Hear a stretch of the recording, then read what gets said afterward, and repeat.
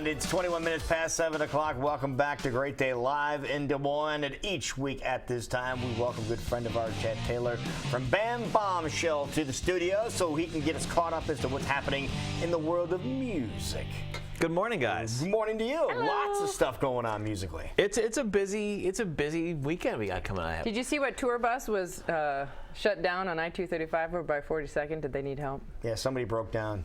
Did they? Yeah. I did not see that. Oh, you might want to go back there and see if they need some. See if I can. Exclusive interview. What's it like on the side of the road in Des Moines, Iowa?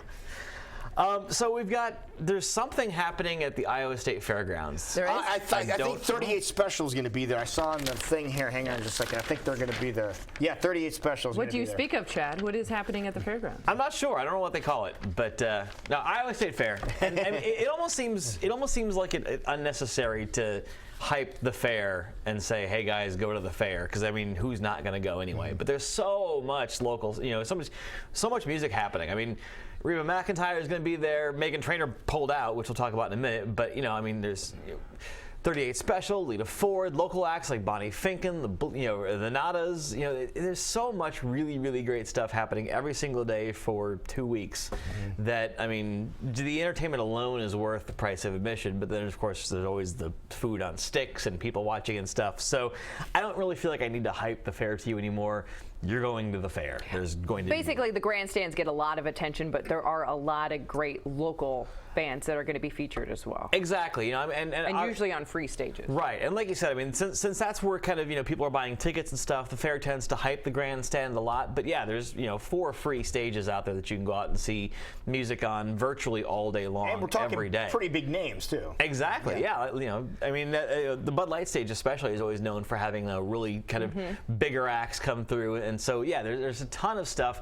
IowaStateFair.org, you can go check out. They have the lineups for both the grandstand and the free stages, schedules, all that good stuff, so you can make sure to plot out what you want to see and not miss a thing. But clearly, we're all going to the fair, so let's just move on. Okay, so there's the fair. There's the fair. But speaking of, as we mentioned earlier, as you mentioned, Meghan Trainor did cancel her show, vocal cord issues. She's going to actually shut her entire. Is it me, or is this happening more?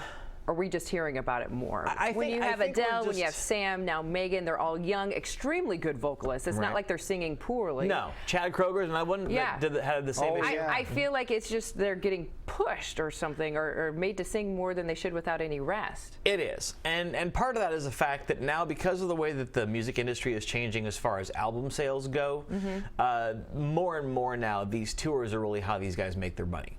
Because you don't make your money selling CDs or exactly. things like that. So the pressure really is there to tour now, and where it used to be, where 10, even 5, 6, 7 years ago, a tour would be maybe 4 months out of the year where you would tour, and then you'd take a month and a half, 2 months off, and then maybe go back out a little bit more. Now these guys are touring for a year, almost a full year straight. Yeah, a tour used to be to support an album. Exactly. Now a tour is to make money. Yeah, now it's almost to the point where the album supports the tour.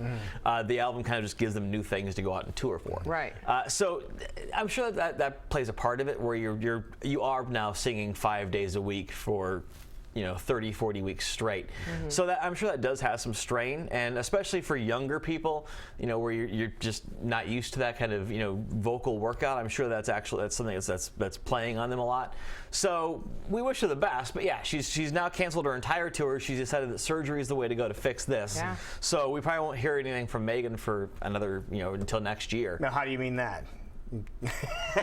She's probably gonna. She has to whisper. She does, yeah. She does. She's gonna be on vocal rest for a while. Yeah, exactly. Say, give me a sandwich. Learn sign language. So, and then as you also mentioned, her opening act has now been kind of promoted to the big leagues. Yeah, to get a chance to go ahead and headline. Well, that's not always a bad thing, though. Folks have to remember, years ago there was another country act that was supposed to be at the fair, and they were unable to perform, and they replaced it with this dude.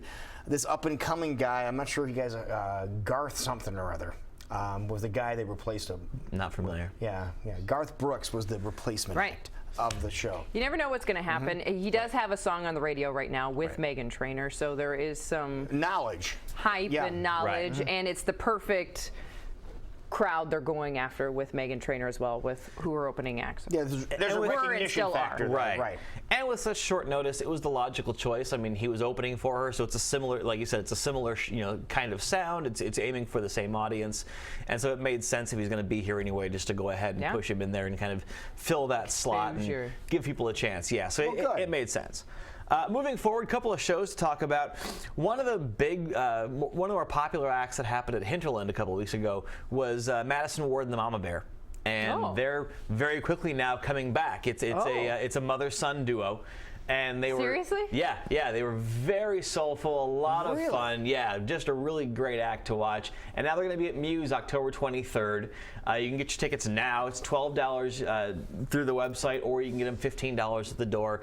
Lot of fun, great sound to them. Highly recommended to check that out. And they, like most of the bands at Hinterland, they were very vocal about loving their experience here. So that festival has really done a lot already as far as kind of pitching Iowa as a place to come that'll have really, really great crowds that really love music. So hopefully we'll see some more bands kind of, follow on that and follow that experience up by coming back. That's kind of neat though, a mother-son duo.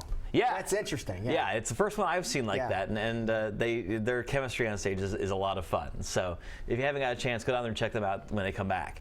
Also coming back, Mattis Yahoo seems to come back every year. He seems to make a trip back. Normally he does shows. He's done shows at Muse and Woolies. Now he's doing one at Hoyt Sherman Place. So he'll be here also in October, the 28th, 8 p.m. You can get those tickets starting tomorrow. $26.50 to $50 is the range. You can get them through Ticketmaster, or you can go down to the Hoyt Sherman box office and avoid the ticket fees. Just pick them up there. So again, those go on sale tomorrow. One more show, and you've got Stella Katsoudas of Dub Witch coming in tomorrow to the show. Yes, we do. She's playing. This is going to be one of her first trips back to Des Moines. She's one of those artists who's been in and out of Des Moines a lot over the last, really 20 years. She started as an act called Sister Soleil. She had a top 40 single back around 2001, and then she was part of Dirty Little Rabbits with Slipknot drummer Sean Crahan. Okay. So she's now coming back with a new solo project. We've actually, on band Bombshell, we had a huge interview that we did with her. They broke up into 3 parts. So we kind of broke it up Monday, Tuesday, Wednesday. We had the 3 parts of that laid out. So bandbombshell.com, you can check out an interview with her where we talk about kind of where she got her start, talk about the moving around she's done, her big single, working with Dirty Little Rabbits, the new stuff. So it covers a lot of ground. It's a really interesting kind of 3-part interview, if I do say so myself. Well, that's okay. So she's going to be up at Lefty's August 15th. You can get those tickets now. It's, I think, $6 in advance, $8 at the door, so dirt cheap there. Got a couple of local acts opening up for her as well. Really fun, kind of interesting artist to see. And then I suppose the last thing worth mentioning, we talked about Hoyt Sherman Place with Mattis Yahoo going there. They've been added to the Iowa Rock and Roll Hall of Fame this year. So nice, because they've especially in a lot of more of the recent yeyears, they have really played host to some very important shows, and some really nice acts have gone through. It's a gorgeous venue. They don't get to do. They're not obviously a 5-night-a-week venue, but they really do go that kind of extra step and do what they can to support music in Des Moines, local music when they can. And so now they've been added to the 2015 class for the Iowa Rock and Roll Hall of Fame. That's pretty cool. So yeah, it's kind of an interesting little kudos. That's awesome. All right, so people want more information about what is happening around town musically. bandbombshell.com. There's new stuff every day, and you can find me in City View. Perfect. Thank you, sir. Good job as always. Thanks, guys. It's 7:30. We'll be back. You're watching Great Day Live on KC.